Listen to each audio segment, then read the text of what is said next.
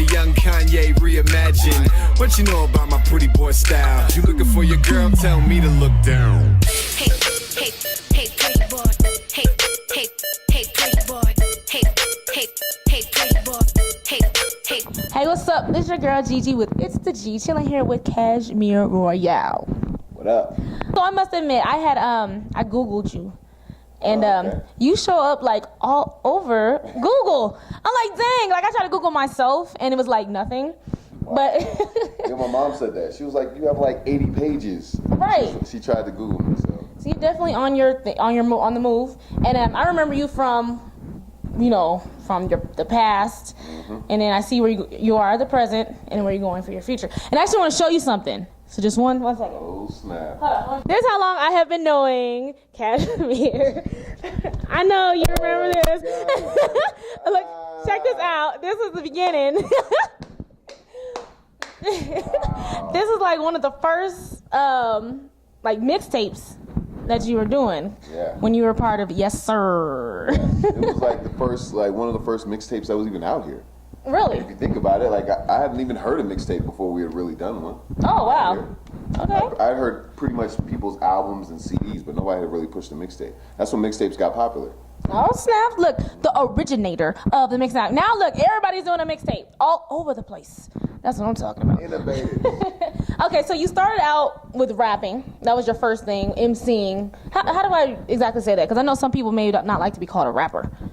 Well, Would you like to be called like an MC? Yeah, I started out as an MC. As an MC. Totally. Yeah, I was just backpacking underground MC, and all I did was I was just like, I want to rap and battle people and get better. I was pretty much on that Eminem tip, where I would just battle people to try to get better and stuff like that. So then when I met up with, my partner, then we just kind of started collabing on music and just took it to another level out here at least.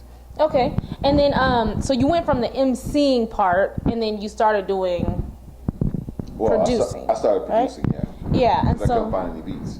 Okay, so that's smart. So you're like, I'm gonna do my own thing. I'm gonna rap my own beats, and then eventually you were like, this is pretty good. I'm gonna start making them for other people. Or how did that work out? No, it was like when I first started, I absolutely sucked. Like the music was terrible, absolutely terrible.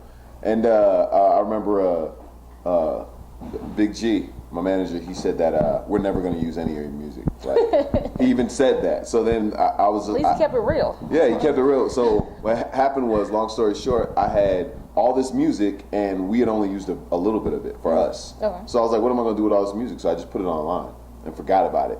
And then about 2 weeks later, then somebody called me up and they were like, yo, how much do you want for like number 12? And I was like, number 12? What are you talking about? He's like, yeah, this is some from Wisconsin. Like, how much do you want for number 12? Wow. So then I was like, well, $50, and then that just took off. So they started buying sucky beats? Well, apparently I wasn't that bad. That's what it proved. Right. But then, so it just took off from there, and then you started just producing, and then, so you produced for like a lot of people all over the place, all over. Yeah.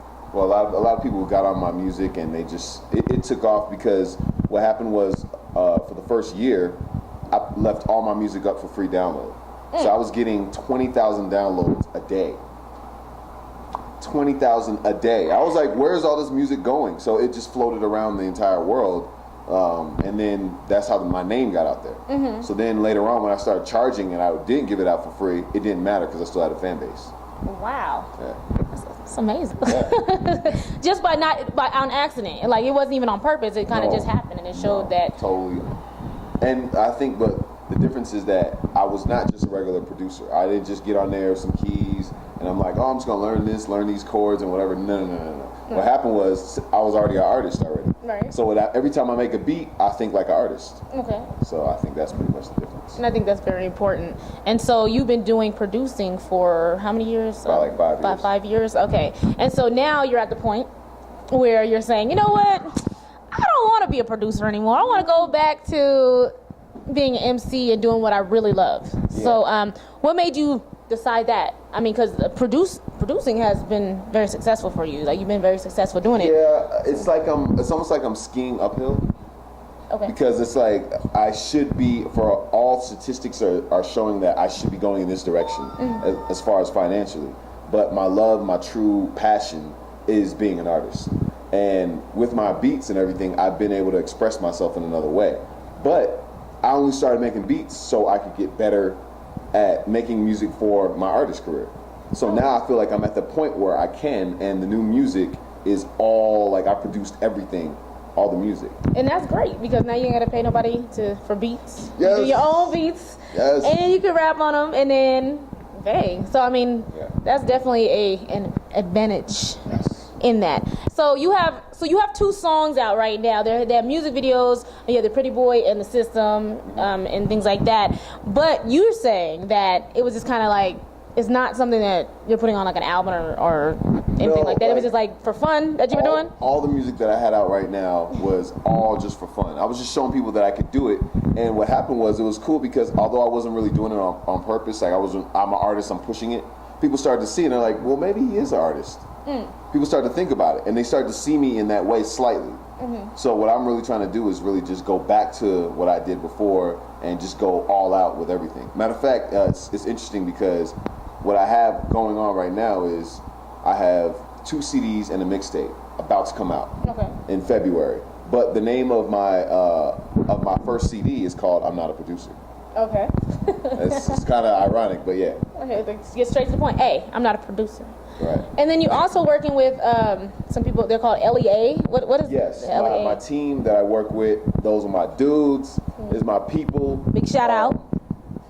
It's the team is called L.E.A. and it's short for League of Extraordinary Artists.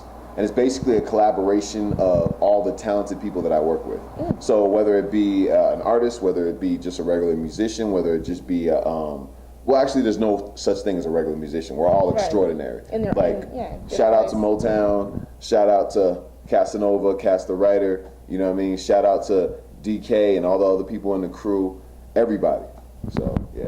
All right, big shout out. And then I actually saw a little snippet on your website of you guys. I don't know if you were practicing or maybe performing, but it was really like live. Yeah. Like, so I can see like when you guys do shows or when you guys do shows, it's gonna actually be like a show. Like unlike, That's the secret weapon. Exactly. It was amazing. Like I saw it, I was like, wow, it's like a lot of energy and it brings a lot of that to like the audience or whoever's watching, and I'm like, that's what's missing a lot from some people's shows. Like they just rap out there, blah blah blah. But you guys, this is the difference. Amazing. The difference is that I feel like I can do this because I'm not just a rapper. Because now I'm a little smarter with everything. So now I'm like, okay, the people that put on the best shows, they usually have a band. Right. So I'm like, with a band, you can do all kinds of different things. I can have the drummer do this one thing. I can have the bass player playing this one thing, and then I'm the artist, I'm the rapper in front, but I'm entertaining people.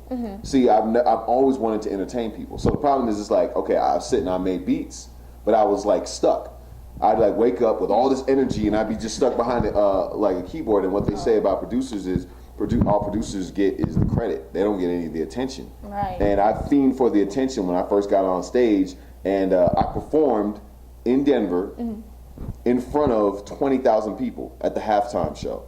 Oh wow! I performed there. That's what I'm saying. So when I said make some noise, awesome. The entire place just lit up, and I performed my own original music. Like, what artist, rapper at least, really gets to do that? Usually, like, they have dancers come in and perform. So I performed my own music, and these 20,000 people got to hear me and hear what my sound was like. After I experienced that, there's no way I wanted to just go back to sitting behind a board and tinkering on a little keyboard a little bit. So it's not like I'm being resentful of my own talent. I just want to use that with the band and jump out to the forefront. So now I have a band. L.E.A. is pretty much the band in one, the production team in one, group of artists in one, plus, I'm repping them to the death. Like, that's my crew. Right. It kind of reminds me of, like, if you go back to, like back in the 80s, and that's how they used to do it, like with the Zapp and Roger, with that, like, it was live, like they was, with the, but it was a live show, and then, and one thing I remember him saying was, like, do whatever you want on stage, but don't bore my fans. Right. And so you guys have that same mentality, like, we're not going to bore our fans at all. We want them to leave the show like, whoa. That was an experience. I want them to have the fans to have the best experience. You guys have the best musical experience ever when you see my shows, when you see everything that's happening with this movement. Yeah, it's like I'm doing the reverse Kanye West. Okay. Kanye West, he was always a producer, wanted to be a rapper. I've always been a rapper, and I just started producing. So it's kind of like I just decided that, you know, at this time I'm ready to put that to the side and then jump to the forefront. And I feel like the people are going to be shocked about the music. The CD that I'm working on called I'm Not a Producer is trance music meets hip hop. You see what I'm saying? Like a lot of people, they sample techno and make hip hop and blend it together, but nobody sampled trance and done it. So the CD type is basically called trance hop. I created a whole nother genre of like music. That's awesome. That's very innovative. Yeah, like I can't wait to hear it. I can't wait. So do you have like a projected date on when your album or mixtapes or something will be released so we can get a sample of this type of music? Well, that CD will be released sometime in February. I'll start releasing some of the music, but for a time being, I have a mixtape, and that's called IE, and that's what I was pushing earlier in the year. That IE, the Internet Entrepreneur 2.0, is basically just going to be probably like a pre-mixtape. So I might just call it the preview. Okay. But it's just going to be a mixtape that I leak out, and I'm just going to be pretty much on everybody else's tracks, just showing people that I can hang with the big boys. Right. And then the other CD that I'm working on too, which is like another album. It's untitled right now. I don't even have a title for it, but I want to release that in February too. And that's like strictly urban, like strictly for the fan base that I just love and know that's hip hop. So it's like there's one that's trance hip hop, and then there's one that's straight up hip hop. That's awesome. So do you think you can ever go back to being a producer where people will be like, hey, can you make a beat for me? Would you do it if somebody came to you and I think if the money was right and my mind was right. Because right now, even if somebody came to me right now and they wanted me to produce a record for them, it's not about the money for me. It's about what you want to do. Yeah, it's about the goal. It's about, do I feel like making this record? I don't really feel like producing. So it's like your money. It's more like the money doesn't matter. It's more like I just don't feel it in myself. My soul is saying, get out on stage. So I'm gonna go. And I think that's an important lesson for just anybody. Like if you want something, go after it with your whole heart.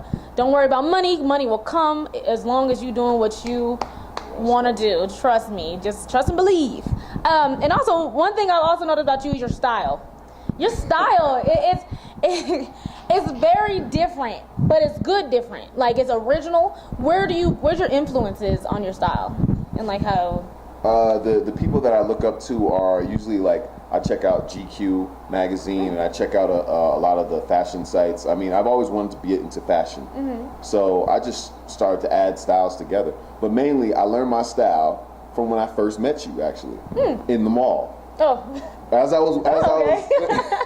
tell you, we go back. Way back. Right. So when I was in the mall, I just started experimenting with things. Like I'd wear like baggy jeans and cleats, and then bandanas with cowboy hats, and like I would do crazy stuff just to see what would happen, and then I just molded into myself now. So I've made some mistakes with my fashion over the years. I mean, I have now, but now pretty much my style now, I want it to just be futuristic, but classy and still urban and still, fun.